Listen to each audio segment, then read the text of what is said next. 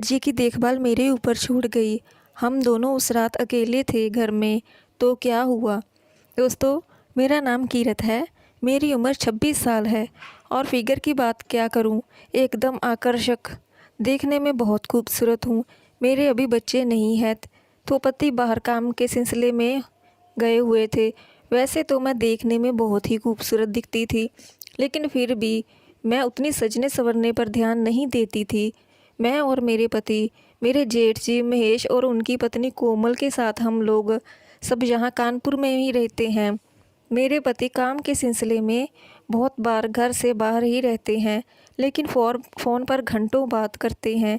दिन का तो समय तो मैं अपनी जेठानी कोमल और उनके बच्चों के साथ बिता लेती हूँ, पर रात को जल्दी नींद नहीं आती, क्योंकि पति साथ नहीं होते तो उसका क्या करूँ। कभी कभी तो मन करता है कि काश मेरे पति मुझे भी अपने साथ ले जाते, क्योंकि रात को जेठ जी के कमरे से बहुत ही अजीब आवाज़ें आती हैं। एक बार की बात है, जब मेरी कमर में दर्द हो रहा था, तो मेरे जेठ जी का बड़ा बेटा मोहित बोला, चाची जी, आपकी मालिश करने की ज़रूरत है। तो मैं बोली, तू कर देगा मेरी मालिश?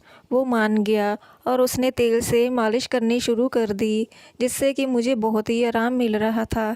एक दिन अचानक मेरे जेठ की पत्नी को मायके जाना पड़ा, क्योंकि उसकी माँ की तबीयत ठीक नहीं थी।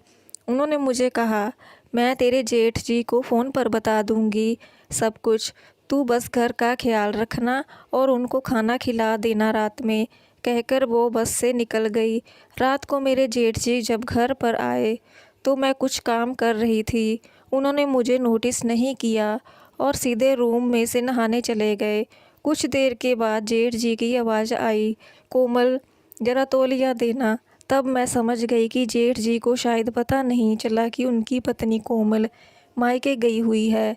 तो मैं खुद फटाफट उनका तौलिया लेकर पहुंच गई और मैंने जैसे ही दरवाज़ा खटखटाया, जेठ जी ने अचानक मुझे अपनी बीवी समझकर और मुझे ऊपर शावर से पानी गिर रहा था, मैं उनका हाथ छुड़ाने की कोशिश करने लगी थी, तो मैं शावर के पानी से पूरी तरह से गीली हो गई। मुझे बहुत शर्म आ रही थी। उन्होंने जैसे ही मेरी आवाज़ सुनी, तुरंत मुझे अपनी तरफ घुमाया और मेरा चेहरा देखा। मैं भाग कर बाहर आ गई। बाहर आते ही मेरा दिल ज़ोर ज़ोर से धड़कने लगा। मैंने तुरंत अपने कपड़े चेंज किए और मेज़ पर खाना रखकर अपने कमरे में चली गई। जेठ जी नहा कर बाहर आए और डाइनिंग टेबल के पास कोमल कोमल चिल्लाने लगे। मुझे बहुत शर्म आ रही थी। फिर मैं उनके पास गई और मैंने झुकी नज़रों से बोला, दीदी अपने मायके गई हुई हैं, आप बैठिए, मैं खाना लगा देती हूँ। मेरे जेठ जी बोले, ओ अच्छा, उसने फ़ोन किया था लेकिन मैं बिज़ी था, इसलिए कॉल नहीं उठा पाया। जेठ जी कुर्सी में बैठ गए और मैंने खाना लगा दिया। मेरी नज़र उठ ही नहीं रही थी उनके सामने। तभी जेठ जी ने पूछा, तुमने खाना खाया? मैं बोली, आप खा लीजिए, मैं बाद में खा लूँगी। जेठ जी ने मेरा हाथ पकड़ा और बोले, सॉरी, मैंने तुम्हें कोमल समझ लिया था। मैंने कहा, कोई बात नहीं जेठ जी, मैं समझ चुकी हूँ कि ये वो सब गलती से हुआ था। तो वो बोले, अगर तुमने मुझे माफ़ कर दिया तो साथ में ही बैठकर खाना खाओ। मैंने कहा, ठीक है।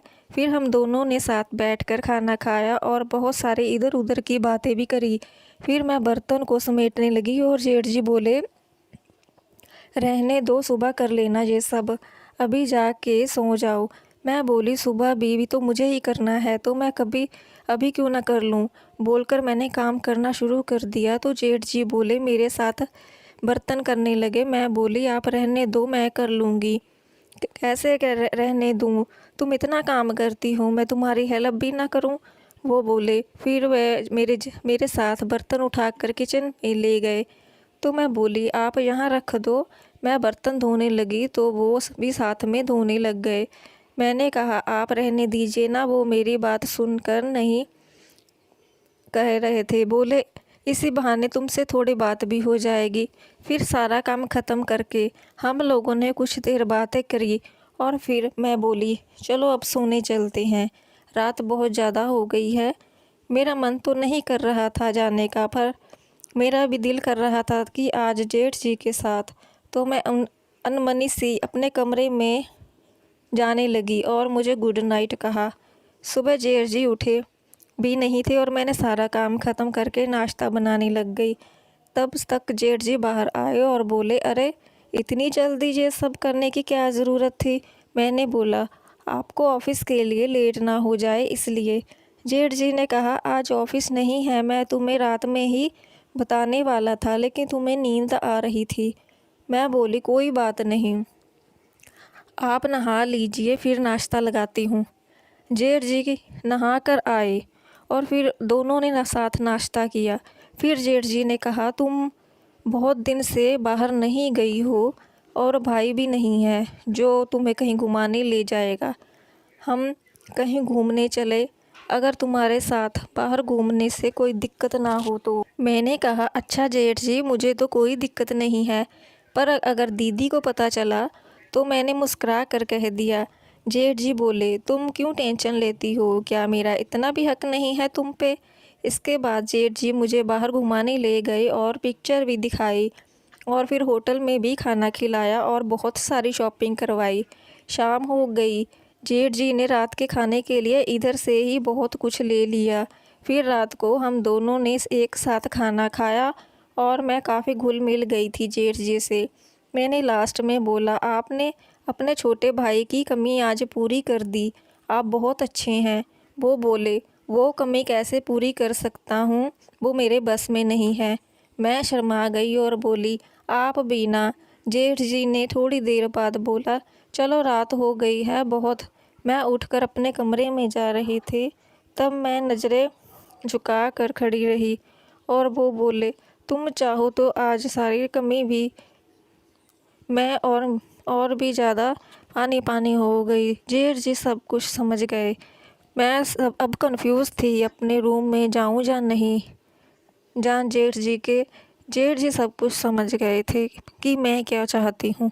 उसके बाद हम दोनों, जब तक जेठानी जी अपने मायके से नहीं आई तब तक ये सिलसिला चलता रहा। आपको ये स्टोरी कैसी लगी कमेंट्स में ज़रूर बताएं। चैनल पर नए हैं तो चैनल को सब्सक्राइब ज़रूर करें ताकि आने वाली वीडियोस का नोटिफिकेशन आपके पास सबसे पहले पहुंच सके। Thank you for watching.